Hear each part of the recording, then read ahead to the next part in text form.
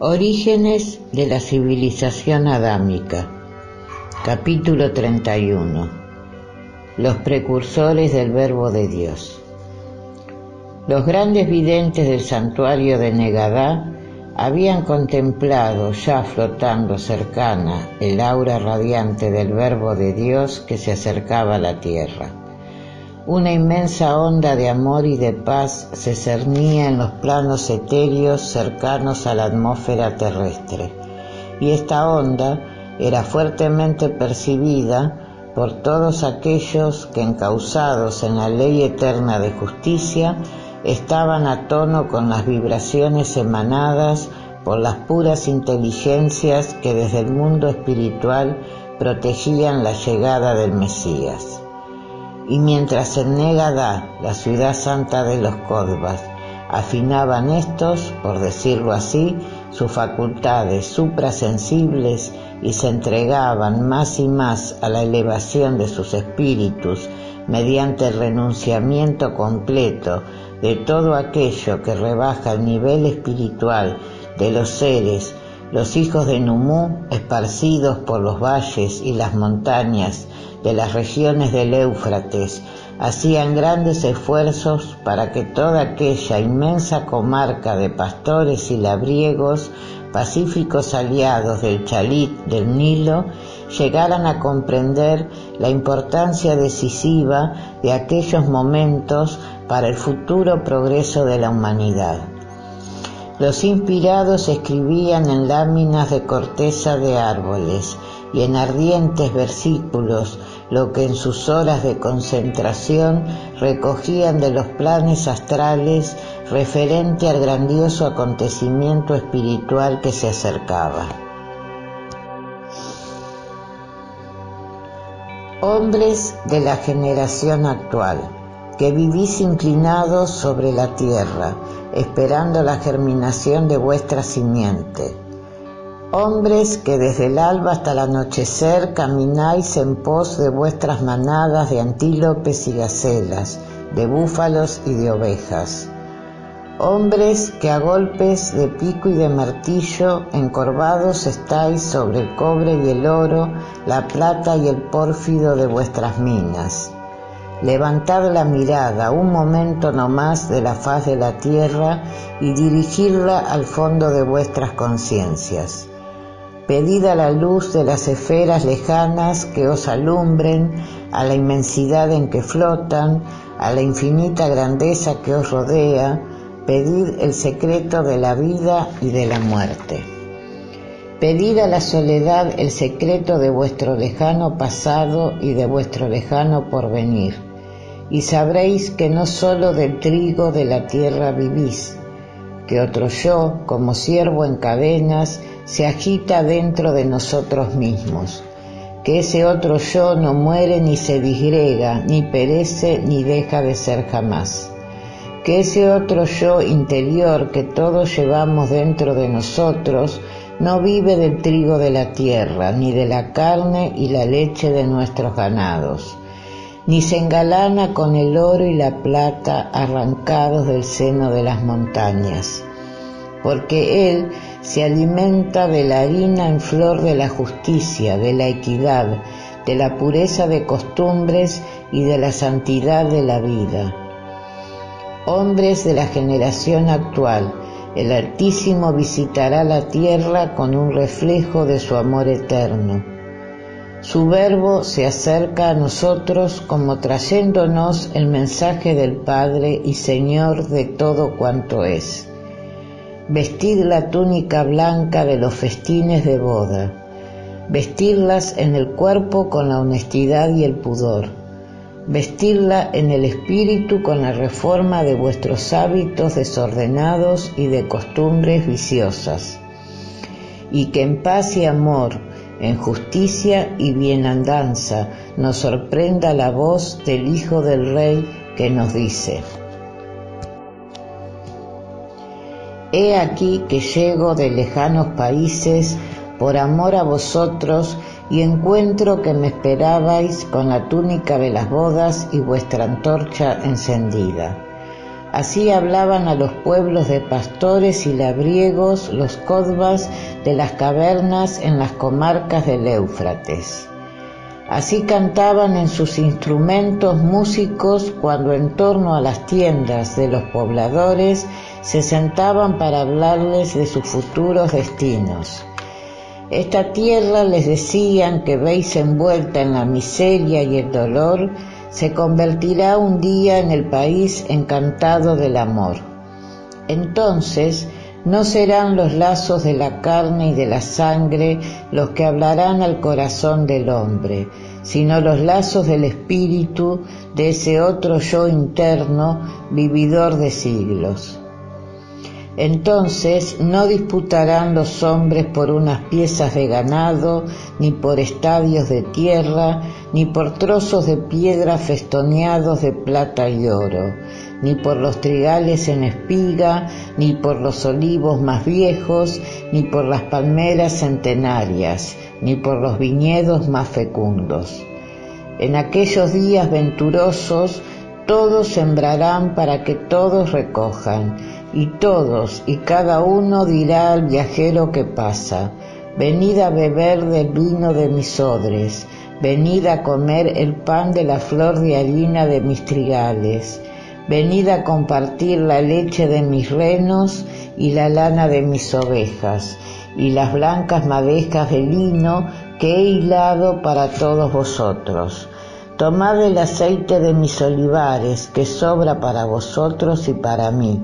Venid y abrigados en mi morada, porque la nieve comienza a blanquear en los campos, y la lumbre de mi hogar nos calentará a todos por igual.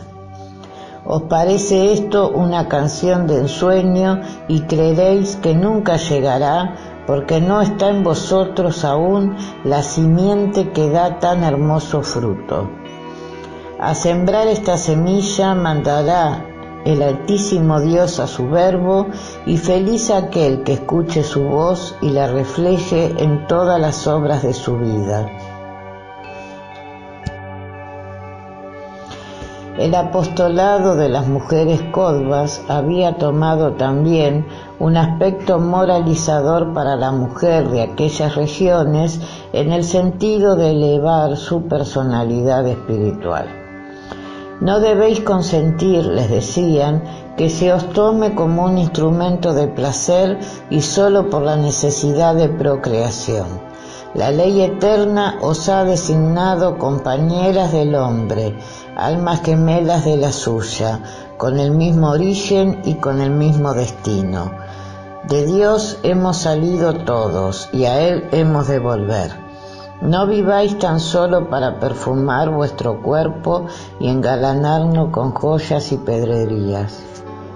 No sometáis por servilismo a la voluntad de un hombre, sino por amor.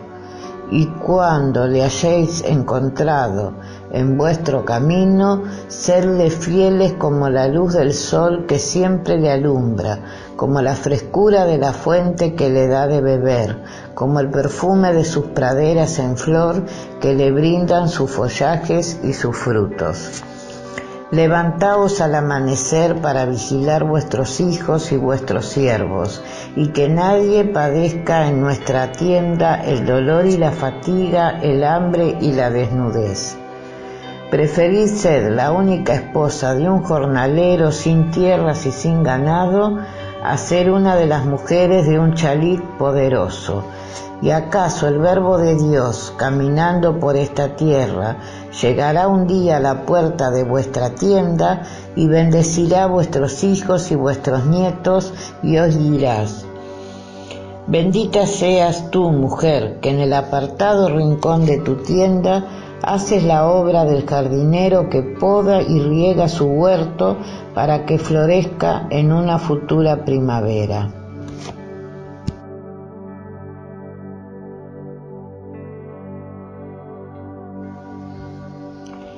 Elisa, Tarsis, Nolis y Asal fueron las 4 primeras matriarcas de los refugios codvas que se abrieron en las comarcas del Éufrates en las vísperas del nacimiento de Abel.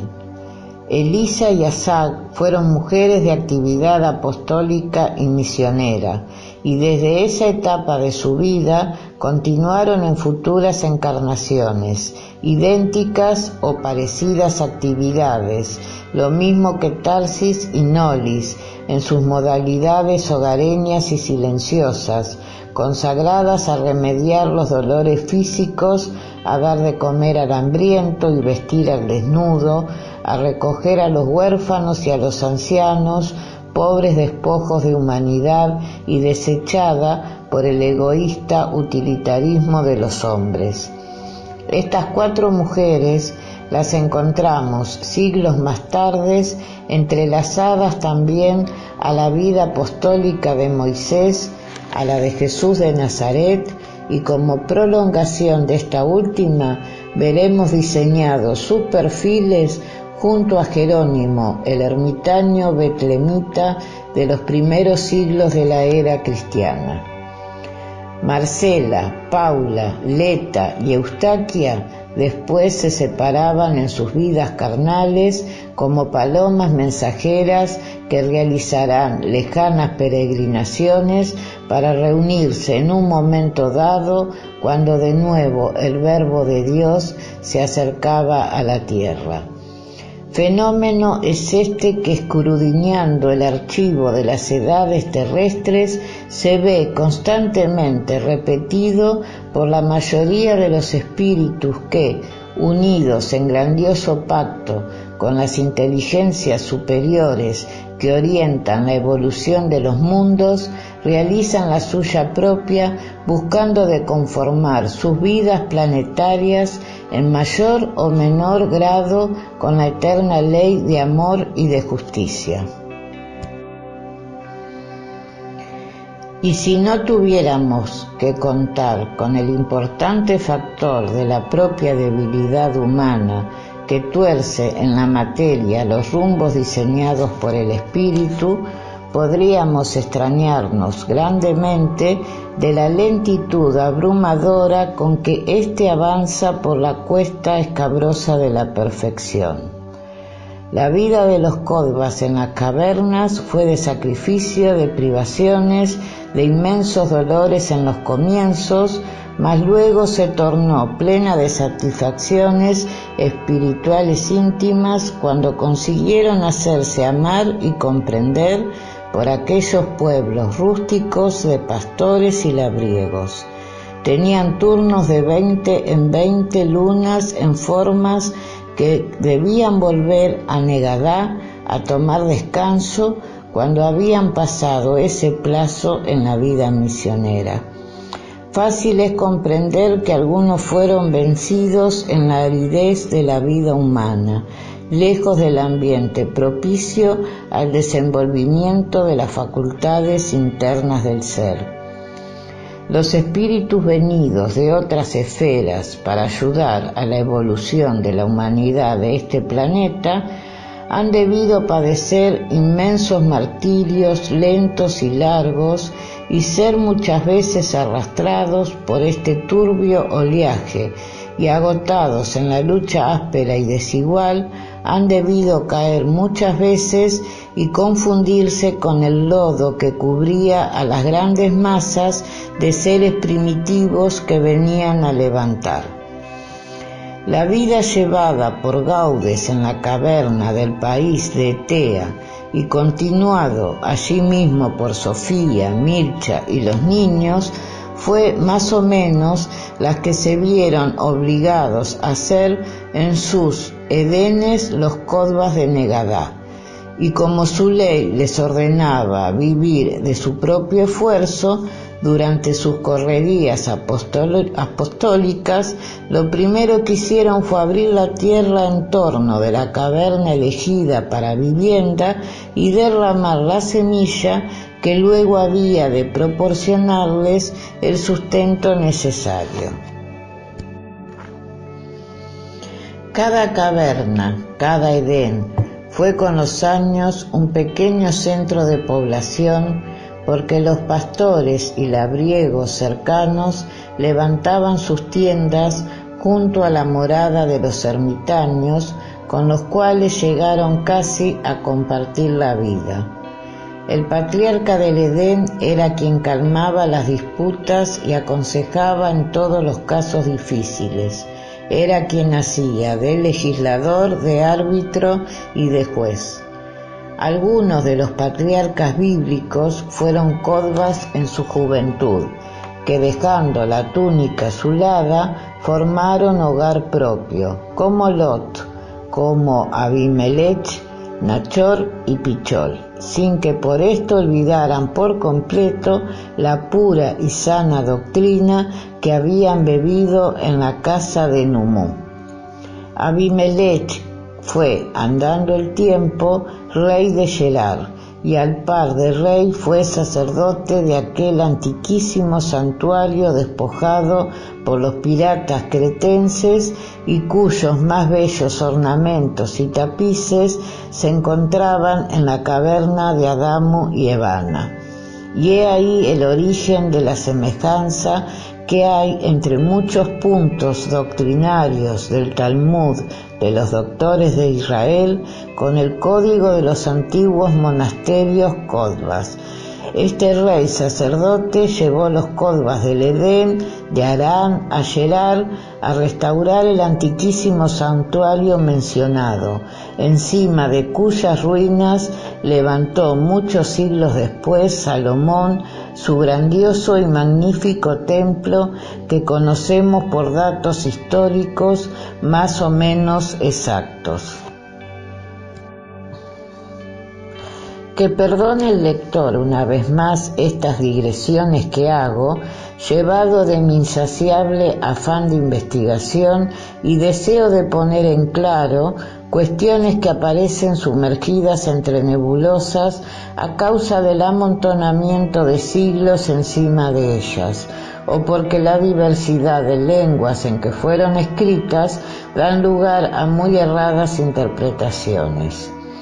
El hecho, por ejemplo, de ser muy lejanos y de diversos países y lenguas los narradores bíblicos da lugar a que aparezcan a veces como sucesos realizados en distintas épocas los que son del mismo tiempo, y a la inversa aparecen como en una misma época sucesos que a veces están separados por varios siglos.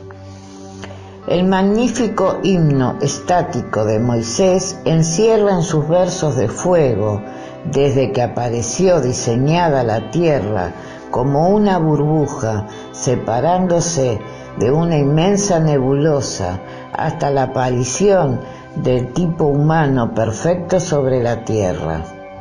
Imposible es calcular los miles de siglos que pasaría la Tierra como masa informe e incapaz de alimentar vida alguna, y todos esos miles de siglos, esas largas e inmensurables edades, aparecen encerradas en unos cuantos versos sublimes y ardientes, vaciados al papiro desde el alma radiante de Moisés. Y hasta se habla de 6 días.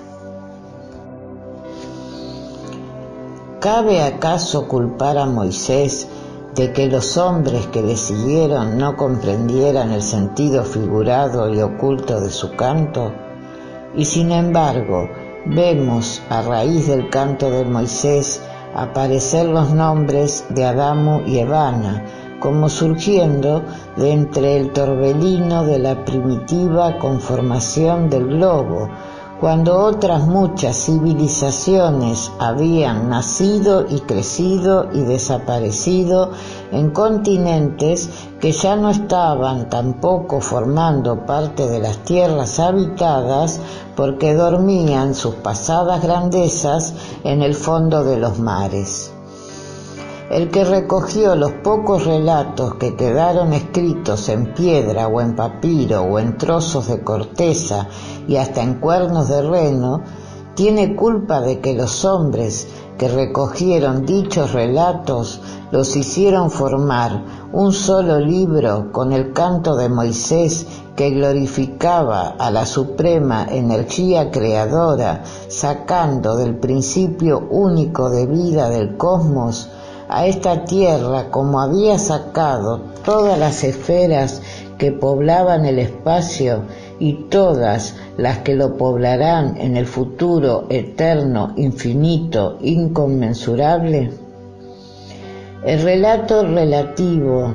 a Lot, uno de los Kodvas que dejó la túnica azulada para formar su propia familia, está casi por completo adulterado. Una mujer disoluta llamada Shepo, que tenía 2 hijas, fue quien arrancó por medio de seducciones a Lot del Edén, en el que estaba al frente de los 10 solitarios que enseñaban la buena ley en el país de Aram. Y siguiendo el capricho de aquella mujer que le había dominado, se estableció en Sodoma, siendo muy pequeñas las hijas de Shepo. La corrupción reinante en aquella ciudad atormentó a Lot en alto grado y lloraba en el silencio y la soledad por su pecado, mas no tenía la fuerza de levantarse. Los Kodvas, compañeros suyos, lloraban también por el extravío de su hermano, y cuando tuvieron anuncio espiritual de que todas las ciudades del valle de Shirin serían destruidas por la explosión de los pozos de petróleo, se presentaron a él y a varias familias que conocían para inducirles a salir de allí si no querían perecer. Pero Shepo se burló del anuncio de los ermitaños y se engalanó para concurrir a un festín. Lot huyó con las 2 niñas mientras su mujer estaba en el festín, del cual ella huyó también junto con otros hacia las salinas, que la sepultaron al ser violentamente removidas por la explosión. Y en excavaciones que luego practicaron, fueron encontrados los cadáveres enjutos y endurecidos por la sal en la cual se habían disecado. Las 2 hijas de Shepo tenían la misma atracción sensual de la madre y eran espíritus muy primitivos, y Lot fue cautivo de ellas como lo había sido de Shepo. El relato bíblico lo llama patriarca porque lo fue en el Edén de Aram, que abandonó dominado por los bajos instintos de aquella mujer causante de su ruina moral. Fácil es comprender que al correr de los siglos de estos patriarcas edénicos, especie de guardianes o superiores de los caminos de eremitas misioneros, se derivaron los patriarcas bíblicos de las tribus nómades que abrían sus tiendas donde convenía a sus ganados y a sus gentes, y que por varios milenios fueron los únicos poseedores de todas aquellas comarcas y los únicos gobernantes, hasta tanto que llegó a establecerse el poderoso imperio asirio conocido en la historia.